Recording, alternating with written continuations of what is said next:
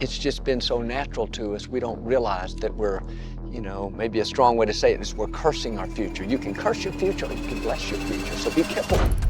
Joel Osteen built one of the most recognizable ministries in America, with thousands once packing Lakewood Church every week. But today, something has changed inside the 16,000-seat sanctuary. More empty chairs have begun to appear, raising difficult questions about what happened to one of the world's largest congregations. Is this simply a changing culture, the aftermath of recent events, or a sign that the megachurch model itself is beginning to lose its grip? How one church became the face of a new era.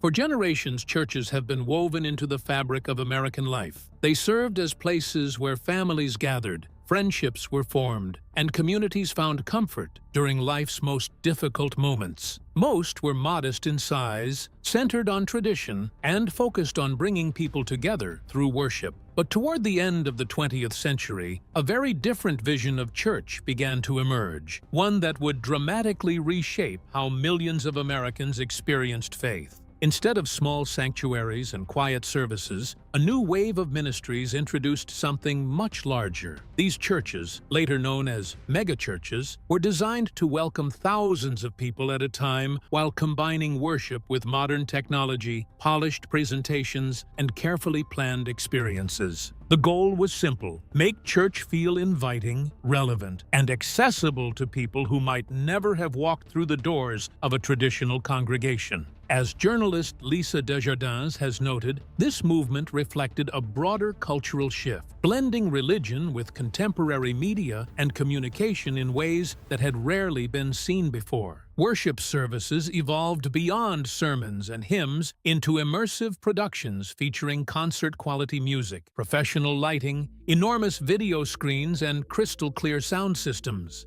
Every detail was intended to create an engaging environment that held people's attention from beginning to end. Few churches reflected that transformation more than Joel Osteen's Lakewood Church in Houston, Texas. Housed in a former sports arena, it could seat around 16,000 worshipers for a single service. On Sundays, the campus felt more like a major public event than a traditional church, with packed parking lots, organized volunteers, lively gathering spaces, powerful music, giant screens, and a carefully coordinated experience that left many first-time visitors amazed by its remarkable scale. Lakewood was far from the only example.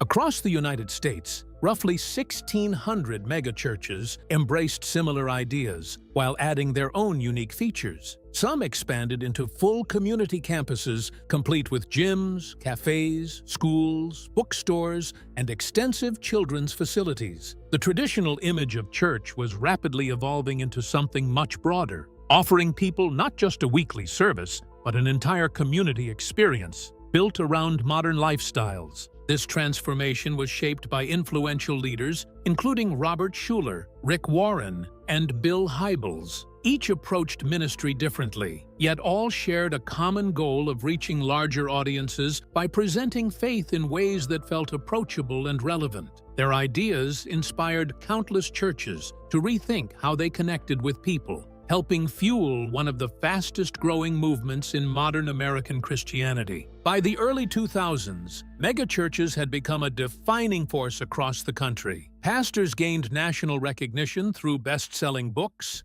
television broadcasts, and public appearances, extending their influence well beyond their own congregations. From the outside, the future looked brighter than ever. Attendance continued to climb, ministries expanded, and enormous auditoriums filled week after week, creating the impression that this model had discovered the perfect formula for lasting success. Yet, beneath the excitement, a quieter story was beginning to unfold. Hidden beneath the packed seats and growing numbers were questions few leaders wanted to ask. Questions that would eventually challenge whether impressive attendance truly reflected lasting spiritual growth. Before empty chairs ever became visible, the first warning signs had already begun to appear. The warning church leaders couldn't ignore.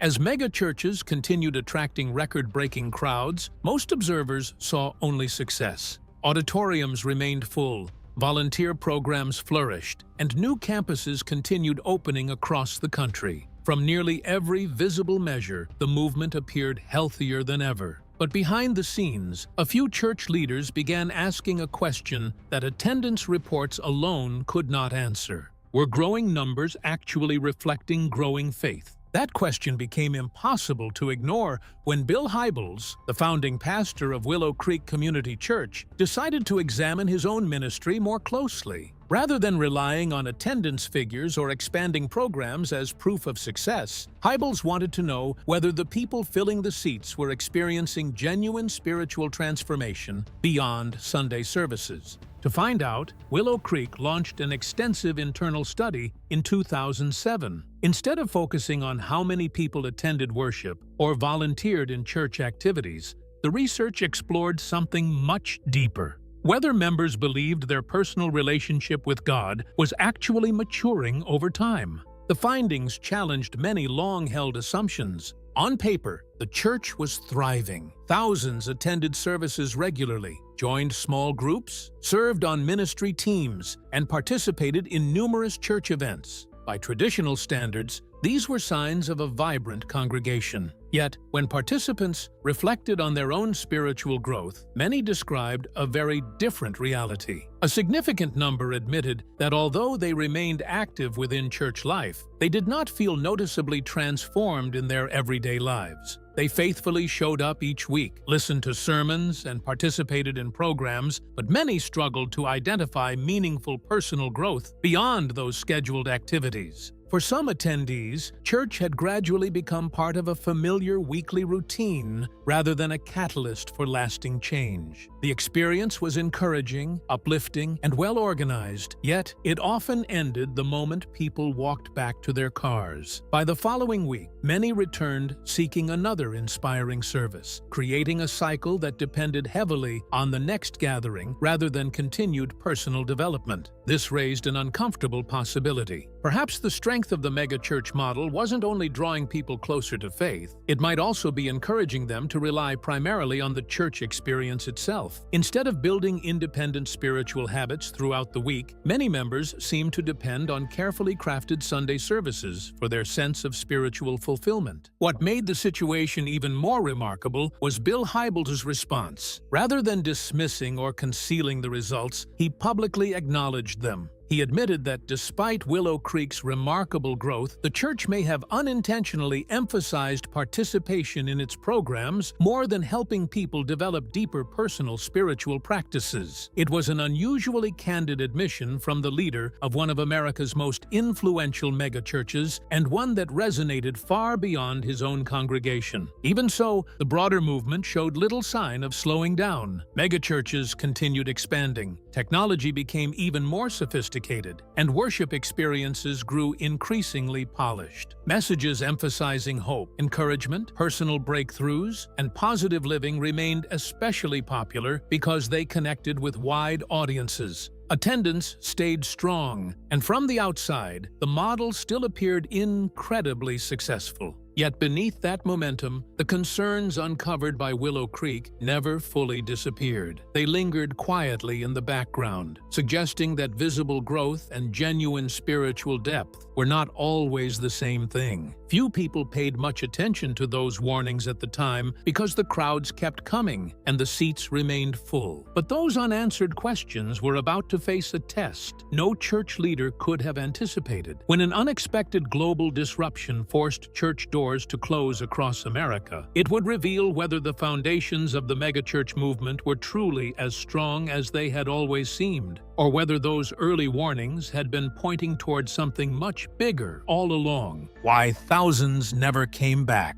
When churches across the United States closed their doors in 2020, most leaders believed they were facing a temporary interruption rather than a lasting transformation. Worship services that had drawn thousands every weekend suddenly disappeared almost overnight, replaced by live streams, pre-recorded messages, and virtual gatherings. It was an unfamiliar situation, but there was widespread confidence that once restrictions ended, congregations would quickly return to normal. At first, that expectation seemed reasonable. Pastors adapted as quickly as possible, turning sanctuaries into recording studios and speaking to cameras instead of crowded auditoriums. Worship teams performed before nearly empty rooms, while viewers watched from their homes. Across the country, churches worked tirelessly to preserve a sense of connection, assuring members that physical separation would only be temporary. But as weeks stretched into months, something unexpected began to happen. People settled into new routines. Some faithfully watched services online each week, while others gradually stopped tuning in altogether. Without realizing it, many had developed habits that no longer revolved around gathering inside a church building every Sunday. When in-person services eventually resumed, many church leaders anticipated an emotional homecoming. They expected packed parking lots, overflowing sanctuaries, and enthusiastic crowds eager to worship together again. Instead, many churches discovered that the return was far more gradual than anyone had imagined. For some congregations, it never fully happened. Rows that had once been filled remained partially empty. Familiar faces were missing, not because they had abandoned faith altogether, but because many had begun reconsidering what church meant in their lives.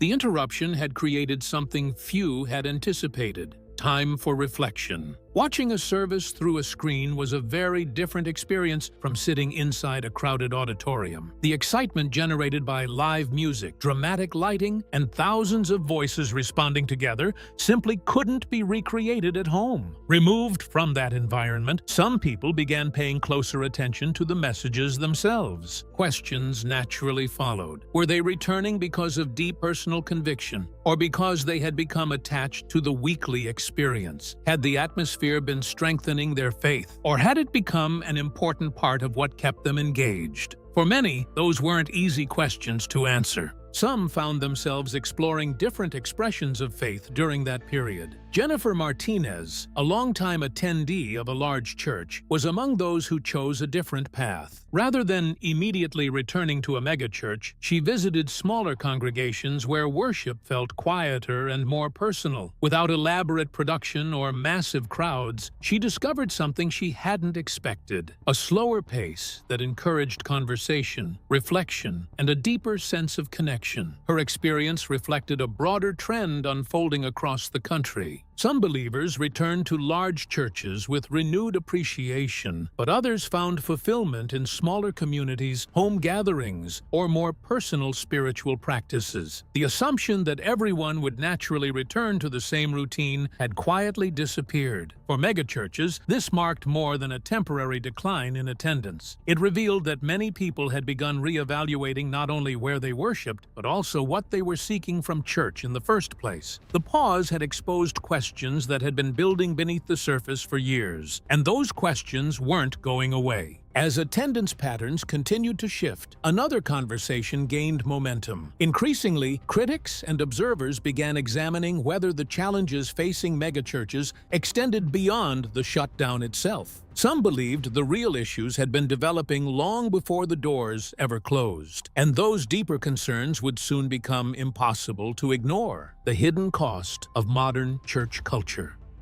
As people began asking why so many worshipers never returned to large churches, another conversation quietly gained momentum. The issue was no longer focused solely on declining attendance. Increasingly, pastors, researchers, and longtime church members began examining whether the megachurch model itself had developed weaknesses that were easy to overlook during its years of rapid growth. One major concern focused on how faith was being presented. While many megachurches inspired millions with messages of hope, purpose, and encouragement, some critics questioned whether the effort to stay welcoming had gradually shifted attention away from more challenging biblical teachings. Subjects such as sacrifice, perseverance, spiritual discipline, and accountability often received less attention than messages focused on personal breakthroughs or positive living. Critics argued that while uplifting teaching could strengthen people's confidence, it might not always prepare them for seasons of hardship or deeper spiritual growth. As a result, some believers began wondering whether they had been encouraged more than they had been challenged. Another shift involved the growing emphasis on individual fulfillment. Faith has always offered comfort during difficult times, but some believed the conversation increasingly revolved around what people hoped to receive rather than how they might grow through service, humility, and commitment. Instead of viewing spiritual life as a lifelong journey of transformation, church could gradually feel more like a place designed to meet personal needs from week to week. The structure of megachurches introduced another challenge that became more noticeable over time. In a congregation of several thousand people, it was possible to attend regularly without ever developing close relationships. For many visitors, that anonymity felt comfortable, but for others, it eventually created a sense of distance. They enjoyed the worship services, but struggled to build meaningful connections with the community around them. That distinction became increasingly important. The church was no longer measured only by the quality of the sermon or the size of the crowd. More people began asking whether they truly knew the people they worshiped beside each week. In some cases, the answer was surprisingly uncertain. The worship experience itself also became part of the discussion. Professional musicians, high-quality production, sophisticated lighting, and enormous video screens helped create memorable services that appealed to modern audiences. Supporters viewed these elements as effective ways to communicate timeless messages. Others, however, wondered whether the emotional impact sometimes depended as much on the atmosphere as it did on the message itself. When those carefully designed environments disappeared during the shutdown, some people realized that the feelings they associated with worship were difficult to recreate outside the auditorium. That experience prompted deeper reflection. Was their faith rooted primarily in personal conviction, or had it become closely tied to the environment where they experienced it? These questions did not apply to every megachurch, nor did they produce simple answers. But together, they pointed to concerns that had been quietly developing long before attendance began declining. What initially appeared to be a temporary disruption was beginning to expose much deeper cultural shifts within modern church life. By the time 2023 arrived, those underlying issues were no longer confined to private conversations. Across the country, some of America's most recognizable megachurches, including Joel Osteen's Lakewood Church, were facing a reality that could be seen with the naked eye. The once packed sanctuaries were no longer as full as they had been, and the growing number of empty seats raised a question that church leaders could no longer avoid. Was this simply a temporary setback, or was the megachurch era entering a completely new chapter? Is this the end of an era?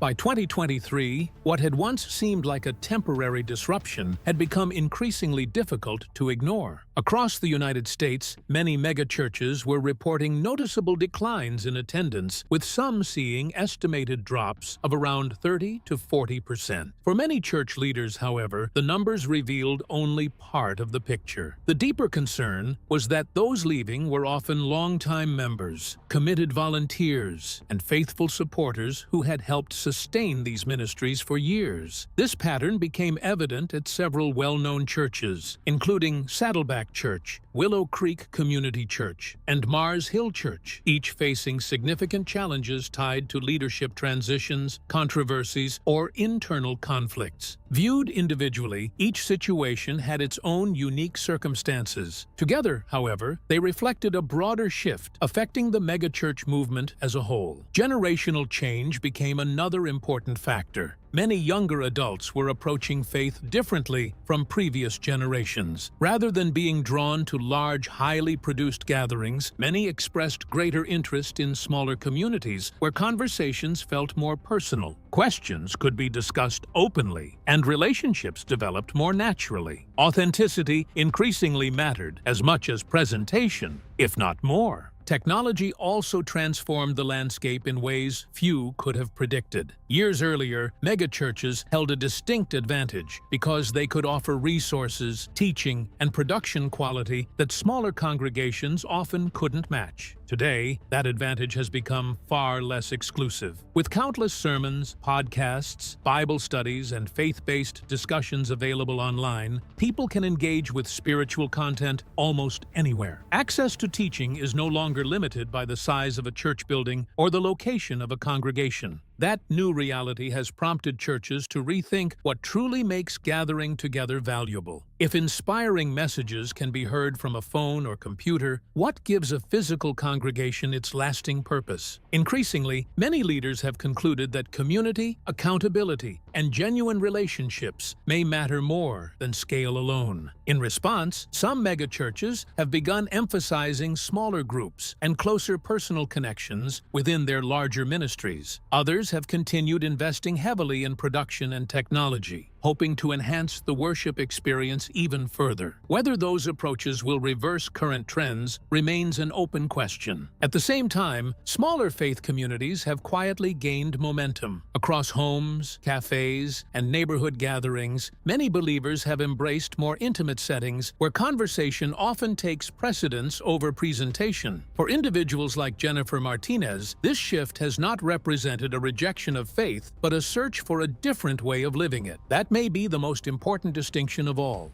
The changing landscape does not necessarily point to the disappearance of belief. Instead, it suggests that the way many people choose to practice and experience their faith is continuing to evolve. For Joel Osteen and Lakewood Church, the growing number of empty seats may represent more than a challenge unique to one ministry. They may symbolize a turning point for an entire movement that once reshaped American Christianity. Whether megachurches adapt and thrive in the years ahead, or continue giving way to smaller, more personal expressions of faith remains uncertain. But one thing is becoming increasingly clear. The story isn't simply about a church that grew quieter. It is about a generation redefining what a spiritual community looks like, and that next chapter is still being written. Thanks for watching. If you enjoyed this video, be sure to subscribe for more thought-provoking stories. Share your thoughts in the comments and click the next video on your screen.